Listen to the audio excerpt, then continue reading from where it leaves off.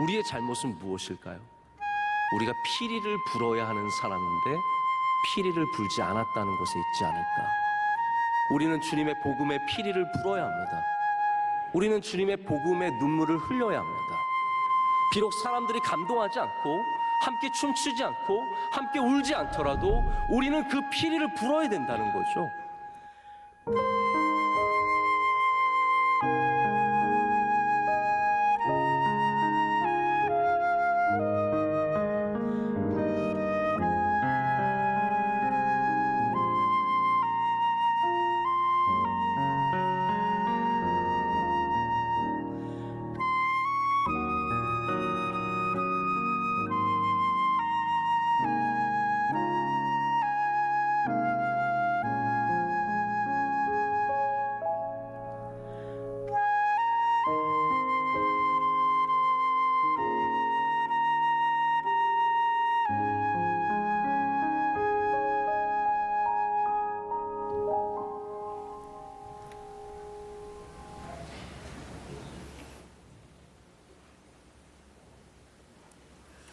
안녕하세요.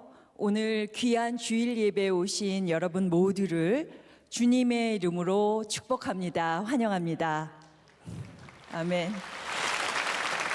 오늘 이 예배는요, 이 자리에 처음 오신 새가족들도 계시고요, 또 한동안 온라인으로 예배를 드리다가 함께하고 계실 텐데요, 여러분의 귀한 발걸음에 다시 한번 감사를 드립니다. 하나님의 따뜻한 사랑이 이 자리에서 함께 하시기를 축복합니다. 자, 이 자리에 모두 함께 이제 일어서셔서 사도신경 하심으로 살아계신 하나님을 예배하겠습니다. 사도신경은 좌우의 화면을 통해서 여러분 모두 보실 수가 있습니다. 오늘 처음 오신 분들은 화면을 보면서 함께 읽어주시면 되겠습니다. 전능하사 천지를 만드신 하나님 아버지를 내가 믿사오며 그를 아들 주 예수 그리스도를 믿사오니 이는 성령으로 잉태하사 동정녀 마리아에게 나시고 본디오 빌라도에게 고난을 받으사 십자가에 못 박혀 죽으시고 산지 사흘 만에 죽은 자 가운데서 다시 살아나시며 하늘에 오르사 전능하신 하나님 우편에 앉아 계시다가 저리로서 산 자와 죽은 자를 심판하러 오시리라. 성령을 믿사오며 거룩한 공회와 성도가 서로 교통하는 것과 죄를 사하여 주시는 것과 몸이 다시 사는 것과 영원히 사는 것을 믿사옵나이다. 아멘. 다 같이 찬송가 563장, 통일 찬송가 411장을 부르시겠습니다. 찬송가 563장 예수 사랑하심은 함께 찬양하시겠습니다.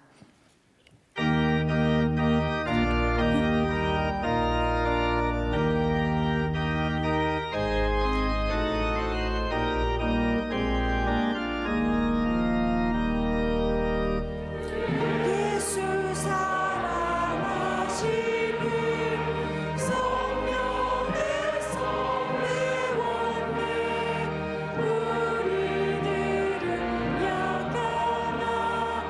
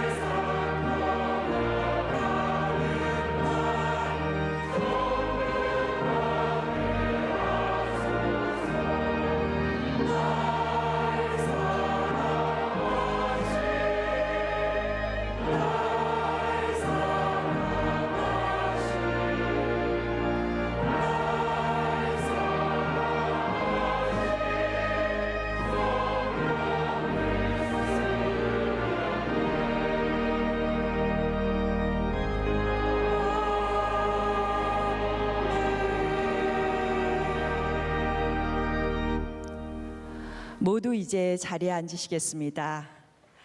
저희 명성교회는 대를 이어 신앙을 이어가는 가정이 많이 있습니다.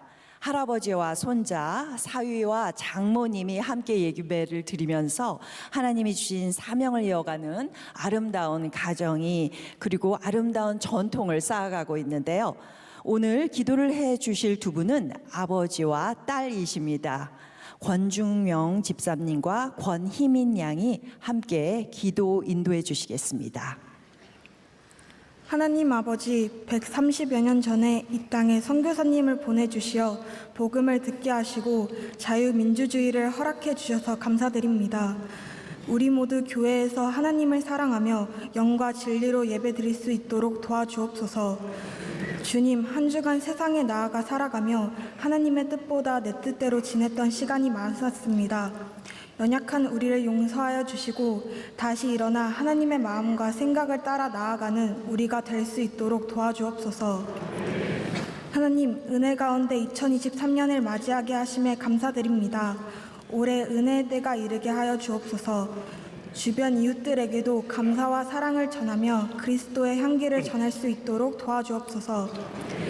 하나님, 지금까지 우리나라를 지켜주시고 인도해 주심에 감사드립니다. 저희 나라가 끝까지 하나님 의지하며 예수님 잘 믿는 나라가 되게 해주세요. 대통령과 위정자들에게 지혜를 주시어 우리 대한민국을 잘 이끌어갈 수 있게 해주시고 자라나는 우리가 꿈을 펼칠 수 있는 좋은 나라 되게 해주세요. 저희에게 귀한 명성교회를 허락하심에 감사드립니다. 우리 교회가 맡겨진 사명을 잘 감당하게 하시고 하나님께 칭찬받는 교회 될 수 있게 하옵소서. 담임 목사님에게 성령의 기름을 부어주시고 말씀 사역을 잘 감당하게 하시며 강한 능력으로 붙잡아 주옵소서. 원로 목사님 강건하게 하시고 비전 사역에 많은 선한 열매 맺게 하옵소서. 한 생명을 천하보다 귀하게 여기시는 주님, 러빈 축제를 통하여 명성교회로 인도해 주신 영혼들이 교회에 잘 정착하며 주님과 동행하는 기쁨을 알게 하여 주옵소서. 코로나 이후 온전한 예배가 회복되는 은혜를 주옵소서.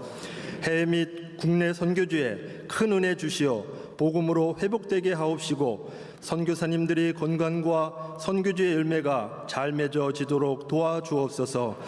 이 모든 말씀 우리의 소망이신 예수 그리스도의 이름으로 기도드립니다. 아멘.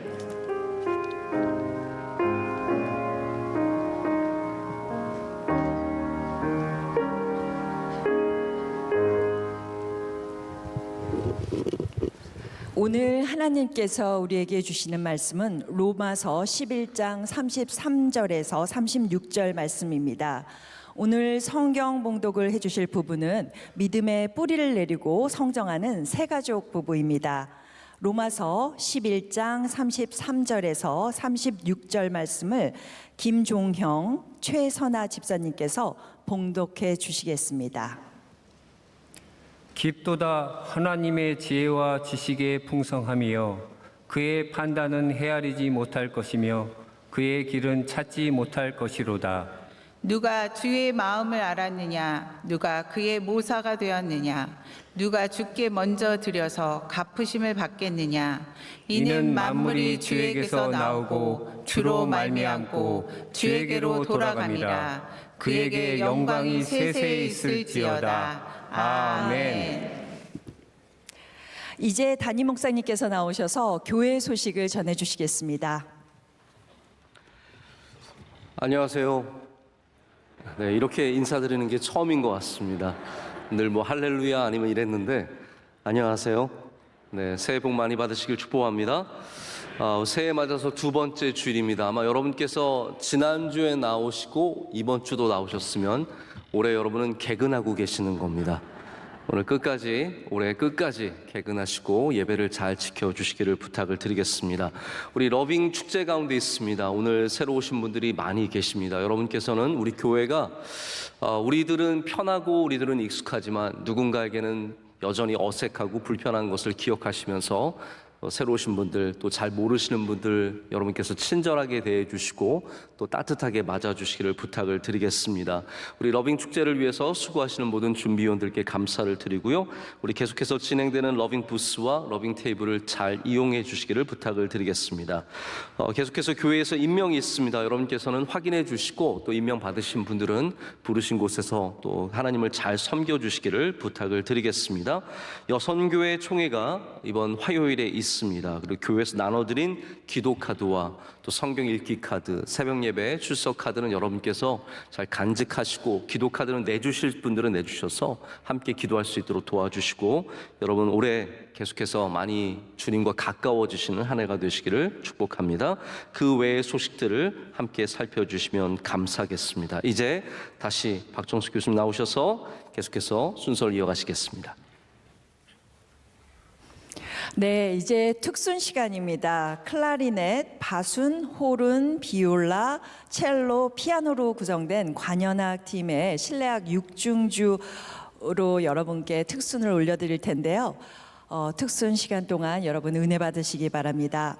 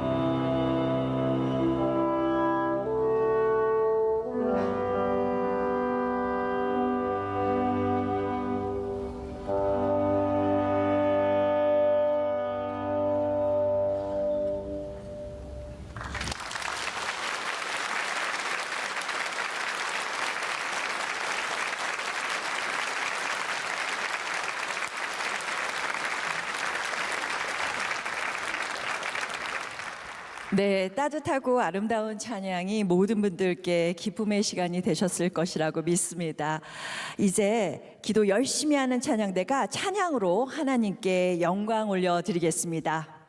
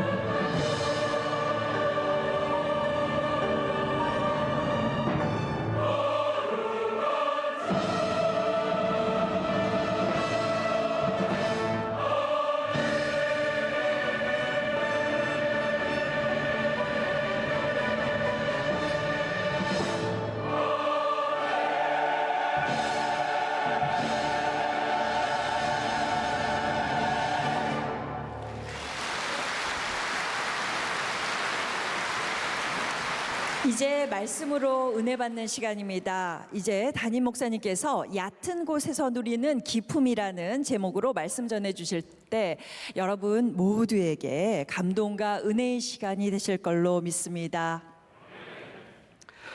네, 오늘 모든 순서들 통해서 우리가 큰 은혜를 받았고요. 하나님께서도 영광을 받으신 줄로 믿습니다.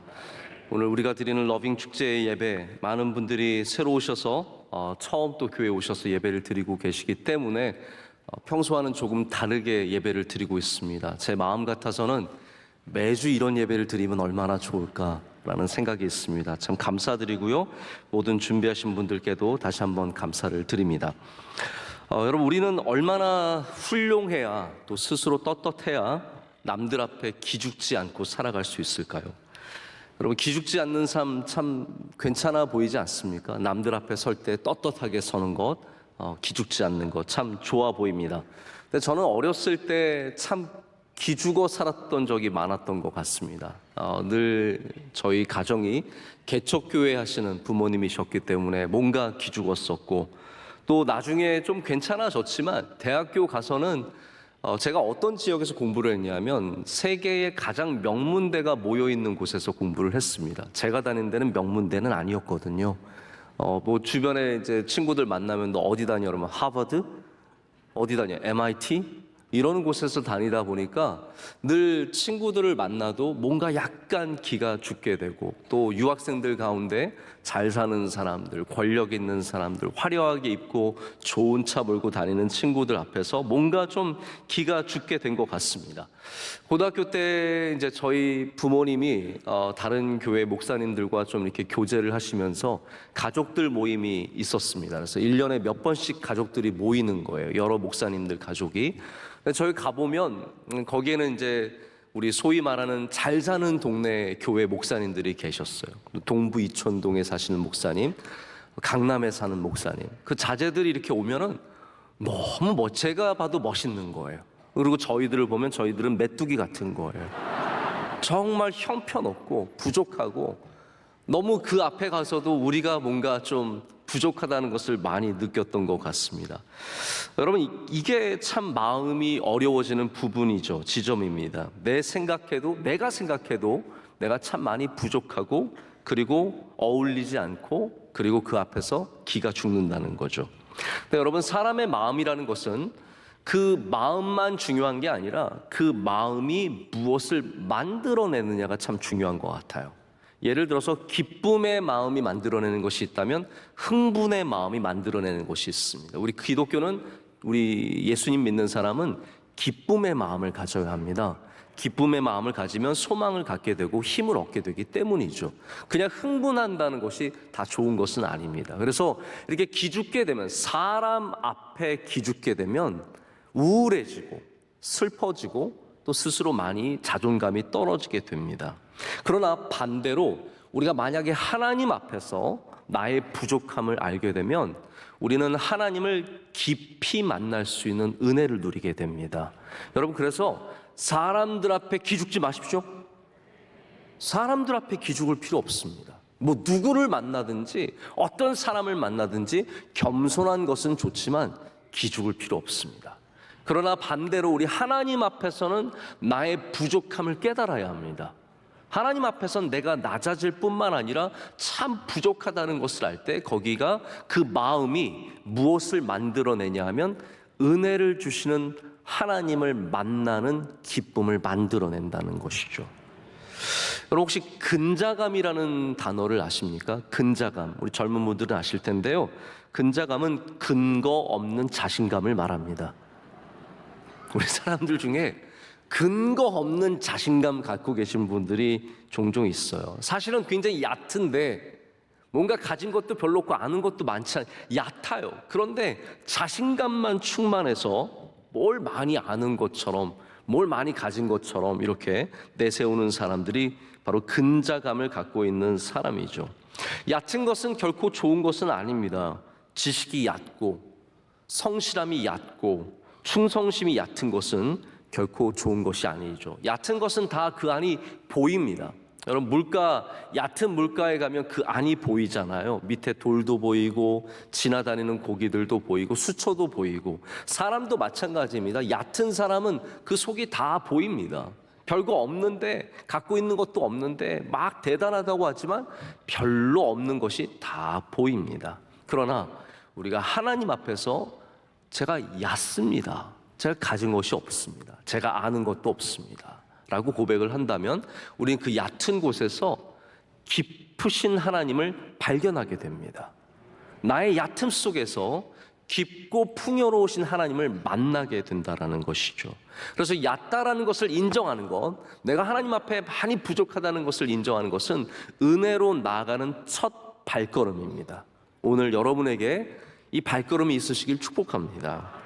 하나님의 은혜라는 책에서 이 앤디 스탠리라고 하는 목사님께서 이렇게 얘기합니다. 은혜라는 것은 우리가 자격 없이 받는 바로 그것입니다 라고 말하면서, 내가 자격이 없다는 것을 정확하게 알아야, 내가 자격이 없다는 것을 꼭 알아야만 우리가 은혜를 받는 것도 깨달을 수 있다라고 말합니다.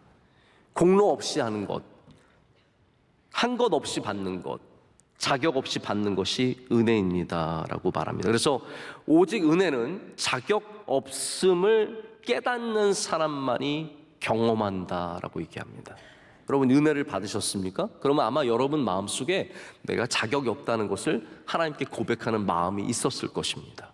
은혜를 경험한 모든 사람들은 바로 이 자격 없음의 전제를 갖고 있다는 것이죠. 반대로 교만한 것은 참 얼마나 위험합니까? 저는 제가 나름 겸손했다라고 생각을 했어요. 왜냐하면 저는 인사할 때도 그래도 좀 꾸벅 인사하는 편이고, 남들 앞에서 조용히 듣는 편이고, 제 스스로 겸손하다고 생각을 했는데 어느 순간 내가 사실은 굉장히 교만했었구나라는 것을 깨닫는 순간이 있었습니다. 제가 언제 교만한 것을 깨달았냐면요, 누군가에게 도움받는 것을 거절했을 때입니다. 도움받는 것을 원치 않았을 때, 내가 교만한 사람이구나라는 것을 새삼스럽게 이제 깨닫게 되었습니다. 저희 교인들은 다 아시겠지만 제가 이제 아이를 결혼하고 나서 10년 동안 갖지 못하고 굉장히 기도를 많이 했는데 어려웠던 적이 있습니다. 10년 만에 이제 아이를 갖게 되었죠. 그 10년 동안 저희를 위해서 기도해 주신 분들이 많이 계십니다. 근데 제가 이제 그때 당시에 미국에서 부목사 생활을 할 때인데, 저희 교회에 한국에서 유명한 부흥 강사님들이 오십니다. 그럼 부흥 강사님들이 항상 이거를 어떤 과제로 여기세요. 우리 담임 목사님께서 꼭 소개하실 때, 여기 김하나 목사는 먼저는 김삼환 목사님 아들인데, 그것부터 얘기하시죠. 김삼환 목사님 아들인데 결혼했는데 지금 3년째, 5년째, 7년째 이게 점점 늘어나는 거예요. 아이가 없습니다고 하면 이 부흥사 목사님들 눈빛이 달라집니다. 내가 기도해 줄게. 내가 기도해 줄게. 내가 기도하면 다 해나? 내가 기도해서 누가 낳고 우리 교인 중에 누가 낳고 쭉 말씀하십니다.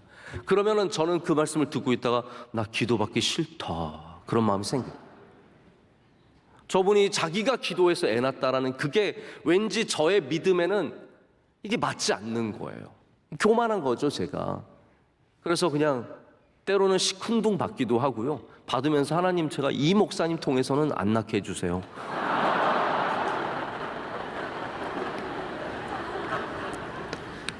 제가 논문을 쓸 때도 한 목사님을 만나게 되었는데 그 목사님께서 이제 신학교 교수님이셨어요. 저한테 말씀하시기를 내 지도만 받으면 논문이 술술 쓰인다.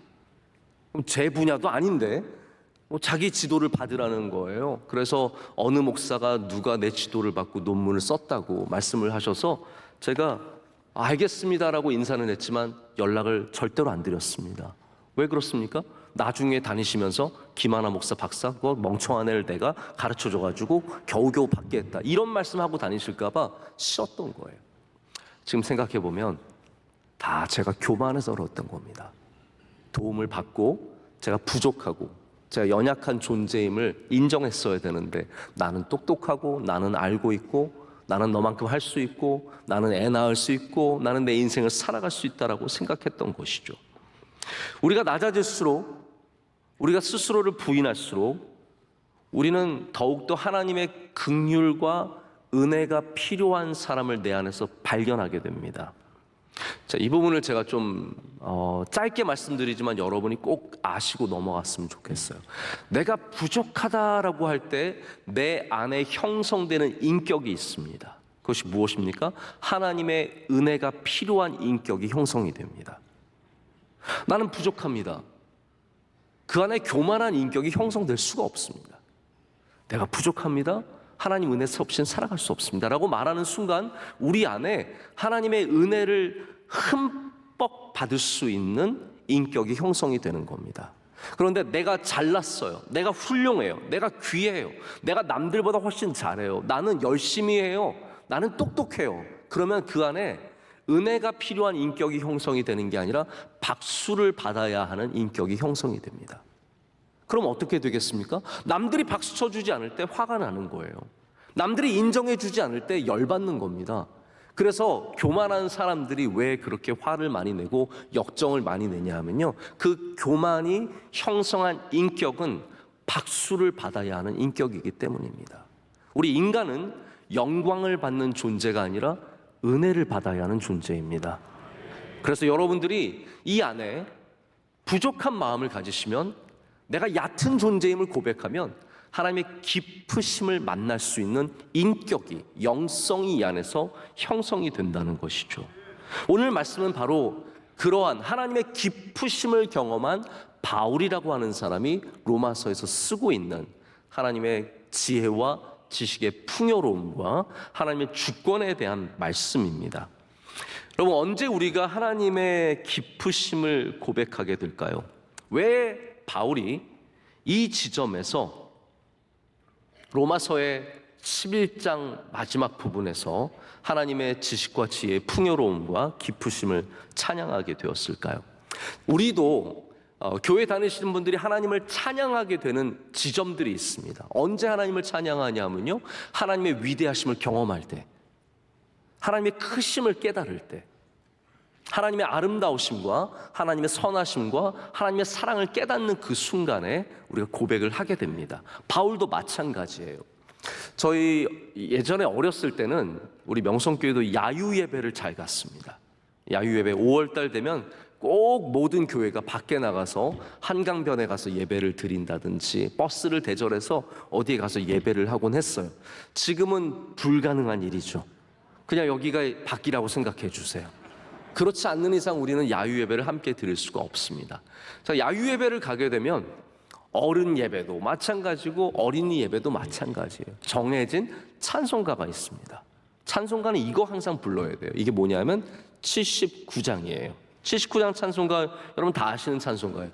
주 하나님 지으신 모든 세계 내 마음속에 그리워 볼 때 하늘의 별 울려 퍼지는 뇌성 주님의 권능 우주에 참네 주님의 높고 위대하심을 내 영혼이 찬양하네 주님의 높고 위대하심을 내 영혼이 찬양하네 주님의 높고 위대하심을 그럼 왜 야유예배 가면 이 찬양을 부를까요? 우리가 자연을 만나고 하나님의 창조세계 일부분이지만 그 작은 창조세계의 일부분 속에서도 하나님의 높고 위대하심을 경험하기 때문이에요. 그 높고 위대하심 속에 우리가 티끌과 같은 존재임을 이 광대한 우주 안에서 우리가 아무것도 아닌 티끌과 같은 존재임을 깨달으면서 하나님의 높고 위대하심을 주님의 높고 위대하심을 내 영혼이 찬양하게 되는 거예요. 그래서 우리 대부분은 하나님의 크심을 나의 작음을 통해서 깨닫게 됩니다. 하나님의 깊으심을 나의 얕음을 통해서 깨닫게 됩니다. 하나님의 위대하심을 나의 연약함을 통해서 깨닫게 된다는 거죠. 그게 찬양의 지점입니다. 바울이 오늘 11장에 하나님을 찬양한 이유도 바로 거기에 있습니다. 제가 로마서를 잠깐 설명을 드릴 텐데요. 이런 설명은 관심 없으신 분들 계세요. 그래서 그런 분들은 잠깐 주무셔도 괜찮습니다.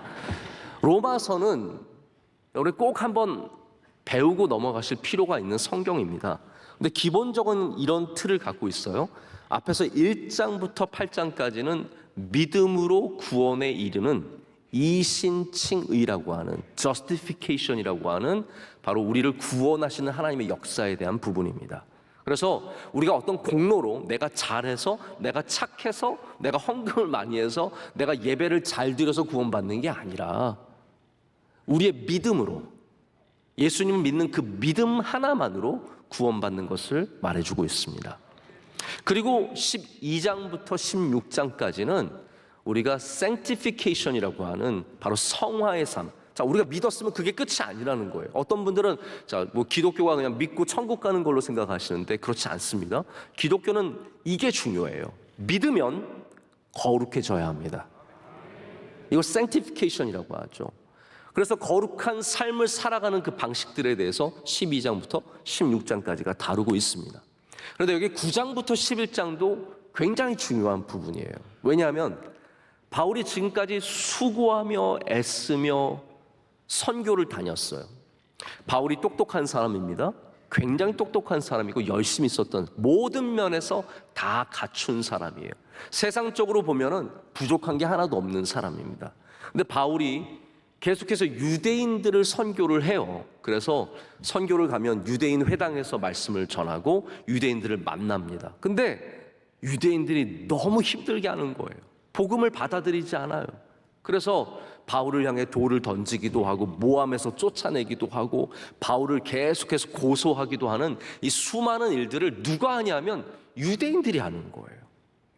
바울이 여러분 오해하지 마십시오. 처음부터 이방인을 전도했던 게 아닙니다.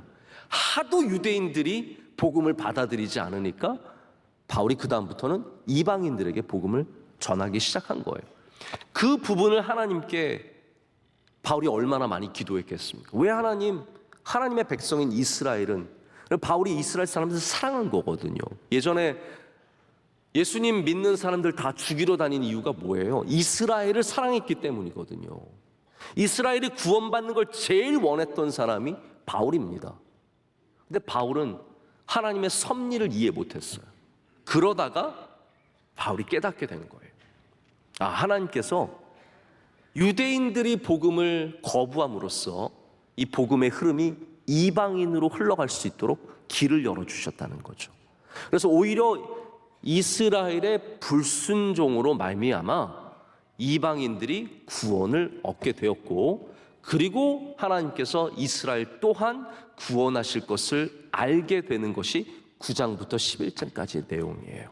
그래서 여기가 중요한 겁니다. 바울이 지금까지는 자기의 생각과 자기의 지식과 자기의 경험으로 해왔지만 바울이 뭐라고 고백합니까? 하나님, 제가 다 아는 줄 알았는데 제가 하나님께 무슨 말씀을 제가 하나님의 모사가 될 수 있겠습니까? 하나님의 지혜가 풍요로우십니다. 하나님의 생각이 깊으십니다. 제가 생각하고 제가 계획했던 것이 아니라 하나님의 생각과 하나님의 계획이 위대하십니다라고 바로 이 지점에서 하나님께 찬양을 올려드리게 된다라는 것이죠. 자, 우리의 삶 가운데 그런 일들이 없을까요? 우리도 우리의 머리와 우리의 권력과 우리의 능력과 우리의 부와 우리가 갖고 있는 모든 것들로 살아가다가 어느 순간 깨닫게 되는 거죠. 내 인생이 내가 살아온 것이 아니라 하나님의 인도하심 속에 있었다라는 것. 그때 우리는 우리의 얕음과 우리의 작음을 고백하게 되면서 하나님의 위대하심을 찬양하게 되는 것입니다. 하나님의 위대함을 찬양하는 사람들은 하나님의 주권, 하나님이 갖고 계신 그 위대하시고 완전하신 주권을 인정하게 됩니다. 오늘 34절과 35절의 말씀이 바로 그 주권을 인정하는 말씀이에요. 34절의 말씀은 바로 말씀의 주권입니다. 우리가 하나님께 듣는 존재이지 하나님을 가르치는 존재가 아니라는 거예요. 모사가 무엇입니까?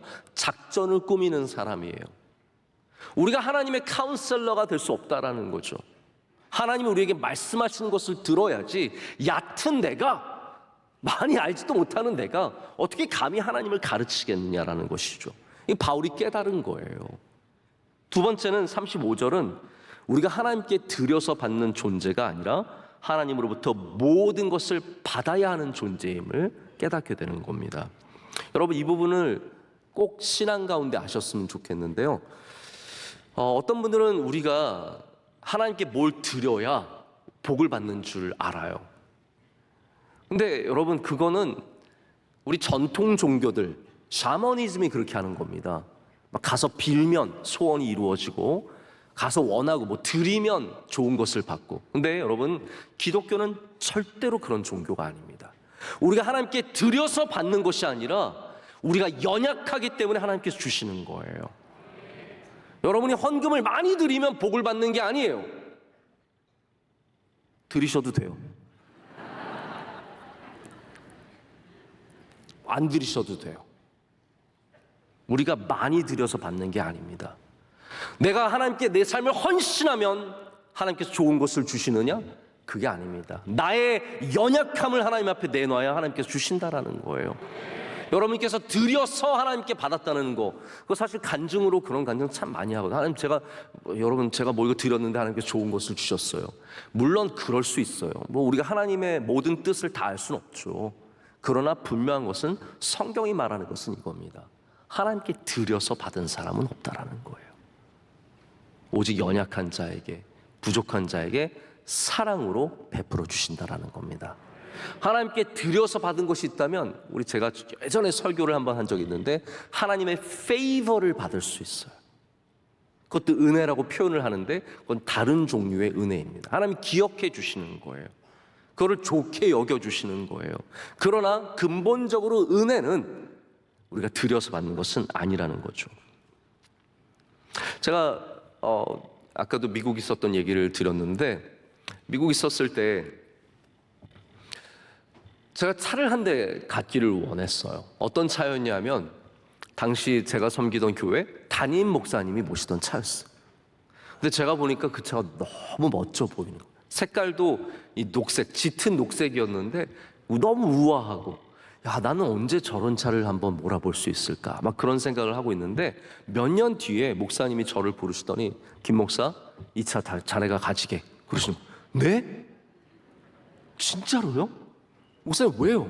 그랬더니, 아니야, 나 이제 탈 만큼 탔고 나는 다른 차 살 테니까 이제 이 차는 자네가 가지게.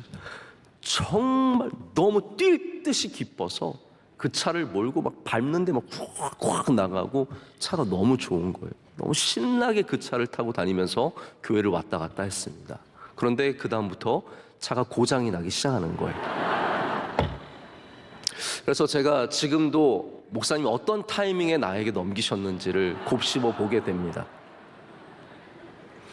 모르셨겠죠, 당연히. 모르고 이제 좋은 차라고 주신 건데 이상하게 진짜 차가 고장이 나기 시작하더니 이게 차가 멈추는 거예요. 멈춘다는, 차가 중간에 멈춘다는 걸 전문용어로 뭐라고 하는지 아십니까? 차가 퍼진다라고 얘기를 합니다. 차가 퍼지는 거예요. 그래서 교회 가다가 차가 퍼지고, 뭐 교회에서 집에 가다가 차가 퍼지고, 아내와 함께 어디 약속 장소로 가다 차가 퍼지고, 불안해서 못 가는 거예요. 한 번은 고속도로에서 정말 차가 퍼졌는데 밤에 토잉 트럭이 오기까지 몇 시간을 기다리기도 하고 불안하기도 하고. 여러분, 퍼지는 차를 몰아보시는 분들은 아시겠지만 이게 마음에 늘 불안감이 있습니다. 여기 조금만 드컹하면 혹시 또 멈추나? 그런 생각이 들죠. 겉으로 보기엔 참 좋아 보이지만 퍼지는 거예요. 여러분, 우리 인생도 겉으로 보기 좋지만 언제 퍼질지 모르는 차입니다. 내가 건강하기 때문에, 우리 가정이 괜찮기 때문에, 우리 아이들이 잘 자라고 있기 때문에, 내 사업이 잘 되고 있기 때문에, 아니면 내가 갖고 있는 자격증이 많고 내가 준비를 잘했기 때문에 영원토록 이 차가 목적지까지 갈 것 같지만 언제 퍼질지 모르는 것이 우리의 인생입니다. 목적지에 다 달았는데 갑자기 차가 멈춥니다. 전혀 예상하지 않은 자리에서 젊을 때 한참 달려야 할 때 차가 멈춥니다. 다 이뤘다라고 생각하는 순간에 차가 멈춥니다. 결혼만 하면 잘 달릴 것 같았는데 차가 멈춥니다. 여러분, 우리가 참 얕다라는 것을 만나는 순간이죠. 내가 참 얕은 존재이구나, 내가 아무것도 아니구나라는 것을 깨달을 때 우리는 그 순간을 깊으신 하나님께서 얕은 우리를 만나주시는 시간이라고 부릅니다. 깊으신 하나님께서 얕은 우리를 만나주시는 시간. 저는 오늘 여러분들의 차가 얼마나 잘 나가든 간에 오늘 꼭 주님을 만나시길 축복합니다. 지금 잘 달리고 있을 때 주님을 만나셔야 합니다. 혹은 차가 멈출랑 말랑 하시는 분들, 혹은 예상치 못한 곳에서 멈춰 있는 분들, 다 깊으신 주님의 능력을 만나시기를 축복합니다. 우리의 지식과 지혜가 얕음을 주님께 고백해야 합니다. 우리의 길을 우리가 예비할 수 없고 우리의 미래를 우리가 준비할 수 없음을 주님께 고백을 해야 합니다. 어제도 저희 교회에 9명의 외국인 신학생들이 미국에서 와서 예배를 드리고 두 분의 교수님과 함께 아침 식사를 저와 함께 나눴습니다. 새벽 예배, 우리 새벽 예배 토요일 날 오면 볼 게 많아요. 그래서 참 외국 그 학생들이 좋아합니다. 우리 앞에 아이들이 앉아 있거든요. 토요일 새벽 안 나오신 분들은 모르시겠지만 우리 아이들, 어린아이들, 유치원생부터 초등학생 딸까지 앞에 앉아 있고 중고등학생들이 뒤에 앉아 있습니다. 이게 거의 선전용이에요. 이걸 보는 분들은 얼마나 감동하는지 모릅니다. 나오기도 힘든 새벽 예배에 아이들이 앞에서 앉아서 예배를 드리는 거 참 대단하지 않습니까? 어제도 그러니까 이제 예배 끝나고 나서 1시간 정도 식사하면서 Q&A 시간을 갖는데 뭐 질문들을 많이 합니다. 뭐 별의별 질문들, 목회에 대해서, 교회에 대해서, 한국 교회와 미국 교회에 대해서 차이점에 대해서 많은 질문들을 합니다. 근데 이게 꼭 학생들이 하는 질문 중에 가장 중요한 질문이 뭐냐면 당신의 비전은 무엇입니까? 당신의 계획은 무엇입니까? 이런 질문들이에요. 몇 년 전에도 드루 신학교회 학생들이 저희 교회에 와서 예배 마치고 또 질문을 하는데 저한테 그런 얘기를 하는 거예요. 목사님, 5년 뒤의 계획이 무엇이세요? 목사님은 어떤 비전을 갖고 계십니까? 앞으로 이 교회를 5년 동안 어떻게 이끌고 가겠습니까? 저한테 굉장히 어려운 질문을 하는 거예요. 저는 가만히 곰곰이 생각하다가 솔직하게 말했어요. 나는 내일 일도 모르는데 5년 뒤를 무슨 준비를 하고 있겠느냐. 나는 5년 뒤에 살아만 있으면 감사하겠다. 5년 뒤에 내가 뭘 알겠냐. 한국이 어떻게 변할지, 교회의 지형이 어떻게 변할지 솔직히 난 잘 모르겠다. 다만 나는 오늘 주신 일들을 성실하게 하고 그리고 목표를 세우고 달려가는 일은 하겠지만 5년 뒤는 모르겠다 했더니 저는 그래서 얘네들이 실망하겠구나. 뭔가 좀 멋진 대답을 얻기 원했을 텐데 실망시켜서 참 미안하다 생각을 했는데 걔네들이 박수를 쳐주는 거예요. 목사님, 저희가 많은 분들에게 질문하고 많은 대답을 들었지만 모른다는 대답은 처음 듣습니다. 여러분 다 아십니까? 인생 다 아십니까? 한국의 미래를 여러분 아십니까? 여러분의 가정의 미래를 아십니까? 나의 미래를 여러분 아십니까? 누가 주님께 모사가 되어줄 수 있으며 누가 그것을 다 알겠습니까? 우리 하나님의 지혜를 의지해야 합니다. 하나님의 선하심을 의지해야 합니다. 잘난 척하지 말고 우리의 것을 좀 내려놓고 주님의 것을 붙드시는 여러분 되시기를 축복합니다. 이 세상에서 가장 지혜로웠던 사람을 우리가 솔로몬이라고 합니다. 근데 여러분, 솔로몬의 인생이 어땠습니까? 성공한 인생이 아니에요. 가장 지혜로운 사람도 그 지혜로 성공하지 못했습니다. 우리는 지혜로 성공하는 것이 아니라 지혜를 갖고 계신 하나님을 믿는 믿음으로 성공해야 합니다. 마지막 말씀을 드리고 결론을 내리고자 합니다. 말씀을 맺고자 합니다. 35절 말씀은 이렇게 쓰고 있습니다. 누가 주께 먼저 드려서 갚으심을 받겠느냐라고 말합니다. 여러분, 우리가 갖고 있는 많은 자원들, 결국 이것들은 다 고갈되는 것입니다. 그래서 요즘에 sustainability라는 말을 많이 하지 않습니까? 지속 가능성, 지속이 가능한 것들.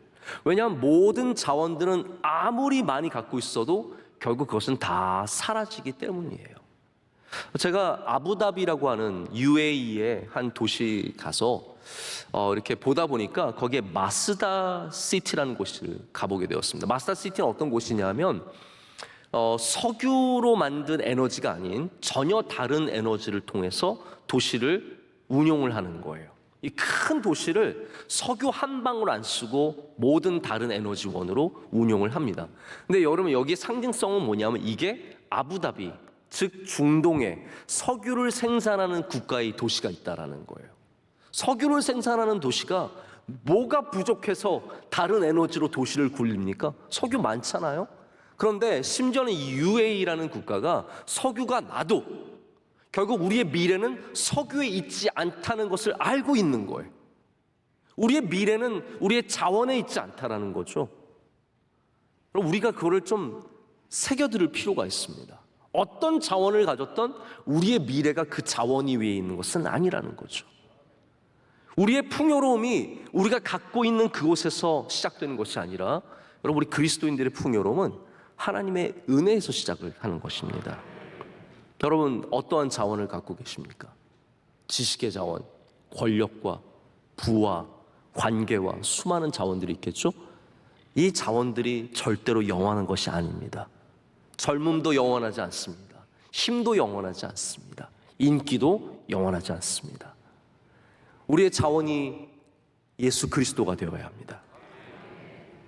그럴 때 우리는 그 풍성한 자원을 통해서 인생의 어려움들을 이겨내며 얕은 곳에서 기쁨을 만나는 은혜를 누리게 될 줄로 믿습니다. 오늘 우리의 부족함을 주님께 온전히 내어드리고 깊으신 하나님을 꼭 만나는 복된 시간이 되시기를 축복합니다. 기도하시겠습니다. 하나님 아버지, 감사합니다. 오늘 주님께 나와 예배드리고 주님의 말씀을 듣고 또 주님을 만나는 은혜를 주셔서 감사합니다. 우리의 영혼이 주님 앞에 열리게 하여 주시옵소서. 낮은 마음과 가난한 마음이 되어서 하나님이 주시는 은혜를 사모하게 하여 주시옵고, 여기에 예수님을 모르는 사람들까지도 주님을 알게 되는 은혜가 있을 줄로 믿습니다. 예수님의 이름으로 기도드립니다. 아멘. 오늘 러빙 축제에 오신 여러분 모두에게 위로와 도전과 기쁨과 그리고 행복의 시간이 되셨을 것을 믿습니다. 이 시간은 특순 시간입니다. 오늘 처음 오신 새 가족들을 위해서 여러분 모두를 환영하고 또 축복의 마음을 담아서 웰컴 콰이어가 특별한 연주를 준비했습니다. 이 찬양이 하나님께는 큰 영광, 그리고 듣는 이에게는 기쁨의 시간이 될 것을 믿으면서 여러분께서 준비하신 예물을 하나님께 정성껏 봉헌해 드리겠습니다.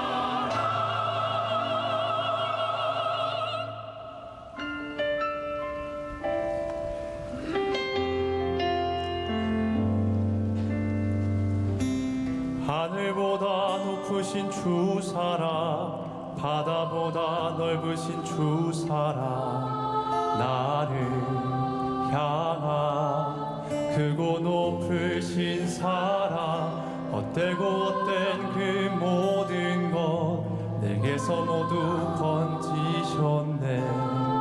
나의 수치 찬양되었네.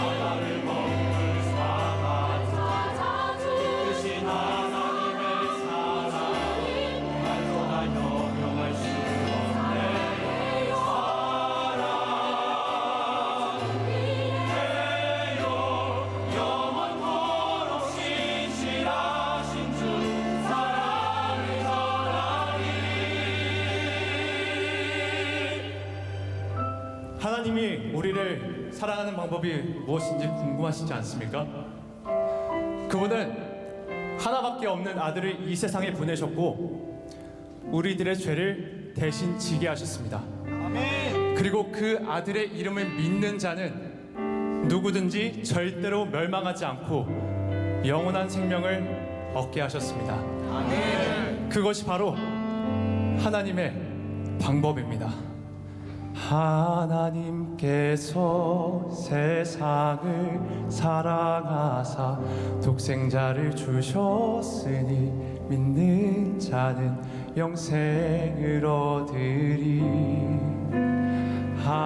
하나님께서 세상을 사랑하사 독생자를 주셨으니 믿는 자는 영생을 얻으리. 하나님께서 세상을 사랑하사 독생자를 주셨으니 믿는 자는 영생을 얻으리. 하나님께서 세상을 사랑하사 독생자를 주셨으니 믿는 자는 영생을 얻으리.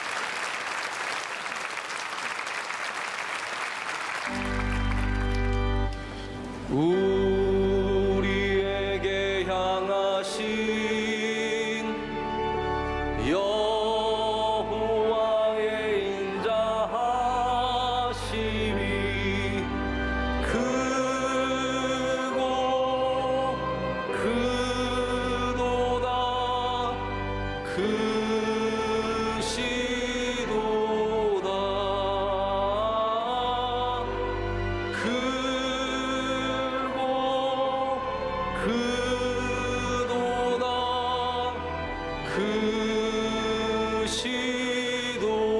그시도다. 깊고도 풍요로우신 하나님 아버지, 주님의 그 깊으심 앞에 얕은 우리들이 서서 우리의 모든 마음을 다해 주님을 찬양합니다. 하나님, 이 시간 우리 연약한 우리들에게 한없는 주의 긍휼과 은혜를 내려 주시옵소서. 이 예배 시간이 많은 사람들에게 회복과 새로운 다짐의 시간이 되게 하여 주시오며 다시 주님을 가까이서 만나는 시작이 되게 하여 주시옵소서. 하나님, 우리의 잔을 높이 듭니다. 이 잔을 채워주시고 주님의 은혜로 주님의 긍휼로 살아가는 주의 백성들이 되게 하여 주시옵소서. 이 시간 주님께 감사의 마음을 담아 예물을 드릴 때 주님께서 기뻐 받아주시고 하나님 드리는 모든 손길들 위에 한없는 주의 은혜를 내려주시며 많은 기도의 제목 가운데 응답하여 주시옵소서. 쓰이는 곳마다 주의 사랑이 흘러 들어가게 될 줄로 믿습니다. 하나님이 이 나라와 민족을 주의 손으로 굳게 붙잡아 주시옵소서. 대통령과 위정자들에게 은혜를 내려주시오며 모든 사회와 정치와 경제와 문화와 교육과 하나님 모든 구석구석마다 주의 은혜가 이르게 하여 주시옵소서. 하나님, 세계교회와 한국교회가 코로나의 어려움으로부터 회복되게 하여 주시옵고 다시 예배가 살아나게 하여 주시오며 선교의 지경이 넓어지도록 주여 친히 역사하여 주시옵소서. 우리 명성교회가 주님 주신 사명을 잘 감당하게 하여 주시옵고 하나님께 영광 올려드리는 교회가 되게 하여 주시옵소서. 하나님, 오늘 예배드리고 또한 섬기는 많은 주님의 종들을 올려드립니다. 하나님, 오늘 사회 보시고 인도하신 집사님과 성경 봉독하신 주님의 귀한 가정, 기도하신 가정, 또 특순으로 여러 모양으로 주님께 영광 올려드린 주님의 귀한 종들과 찬양대 찬양 모두 기뻐 받아 주시옵소서. 예배위원들의 헌신을 기억하여 주시고 러빙 축제를 준비한 모든 준비위원들 하나님께서 복의 복을 더하실 줄로 믿습니다. 우리 모두가 주님 앞에 나와 엎드릴 때마다 우리에게 날마다 새롭게 해주시는 주님의 은혜를 맛보아 알게 하여 주시옵소서. 모든 선교사님들 어디에 계시든 굳게 지켜주시옵고 사랑하는 원로 목사님의 귀한 사역 위에도 항상 주의 기름을 풍성히 부어 주시옵소서. 하나님, 오늘 새로 오신 분들을 주님께 올려드립니다. 이 자리가 낯설고 어색하겠지만 하나님, 평생의 이 자리를 다시 찾게 하여 주시오며 주님 앞에 깊이 뿌리 내려서 많은 생명의 열매를 얻게 하여 주시옵소서. 모든 감사 영광 주님께 올리며 예수 그리스도의 이름으로 기도드립니다. 아멘. 잠시 자리에 앉아주시면 감사하겠습니다.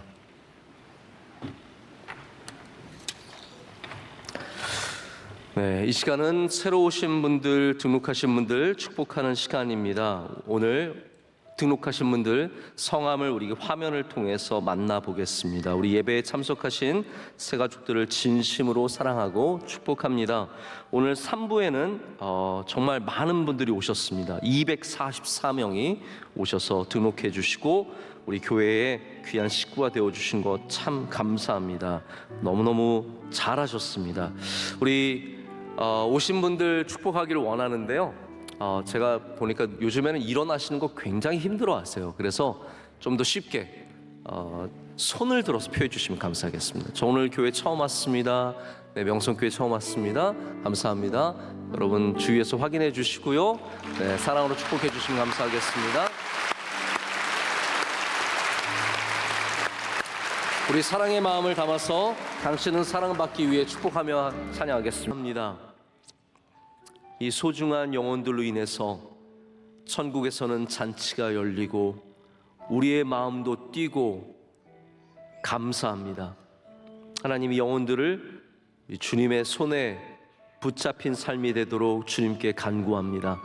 하나님께서 한 분 한 분 영원토록 동행하여 주시오며 우리 연약한 삶 속에 주님께서 강건함을 더하여 주시옵고 하나님의 은혜로 평생을 주님을 경외하는 삶을 살게 하여 주시옵소서. 하나님, 아직 예수님을 모르는 분들입니다. 하나님, 그 마음을 열어주셔서 예수님을 만나게 하시고 인격적으로 구주로 고백하게 하여 주시오며 구원의 믿음을 갖게 하여 주시옵소서.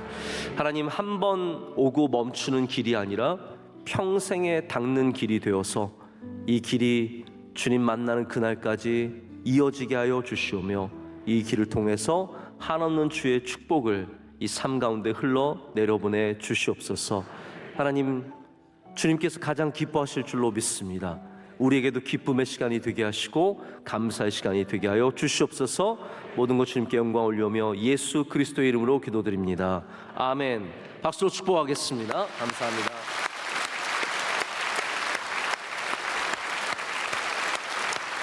다 자리에서 일어나시겠습니다. 우리 옆에 분들 서로 인사하실까요? 하나님은 참으로 기쁘십니다. 서로 인사하시겠습니다. 하나님 참으로 기쁘십니다. 하나님 참으로 기쁘십니다. 네, 오늘 모든 순서 맡으신 분들 얼마나 은혜가 됐는지 모릅니다. 우리 앞에 서 계신 웰컴 콰이어는 우리 어린 학생들로부터 청년에 이르기까지 너무나 귀한 분들로 구성이 되어 있습니다. 웰컴 콰이어와 오늘 인도해 주신 우리 박정수 집사님, 또 기도해 주시고 성경 봉독해 주시고 아름다운 찬양해 주신 찬양대, 모든 한 분 한 분 진심으로 감사를 드리며 축복하겠습니다. 박수하겠습니다. 감사합니다. 오늘 큰 은혜 받았습니다.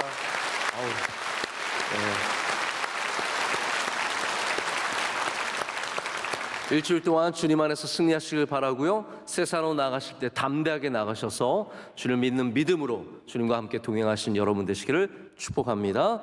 오늘 마지막 찬양은요, 우리 진정한 행복을 찾아서 우리 행복의 찬양 함께 찬양하시겠습니다.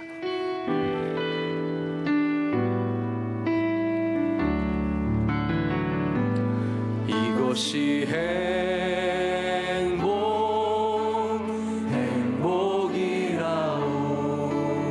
세상을 알 수 없는 하나님 선물. 이것이 행복이라오.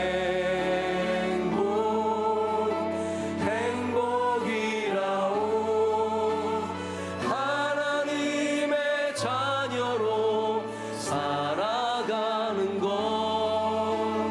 이것이 행복이라오. 이것이 행복. 이것이 행복이라오.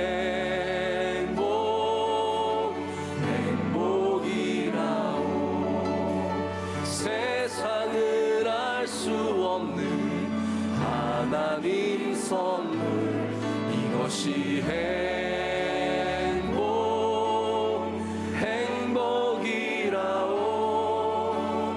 하나님의 자녀로 살아가는 것. 이것이 행복이라오.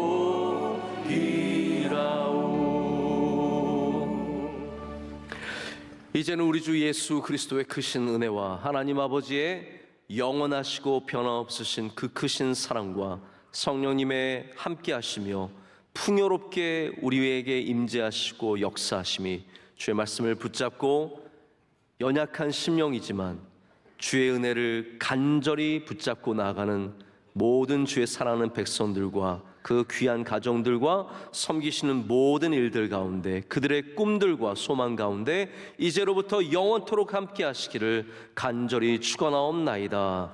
아멘.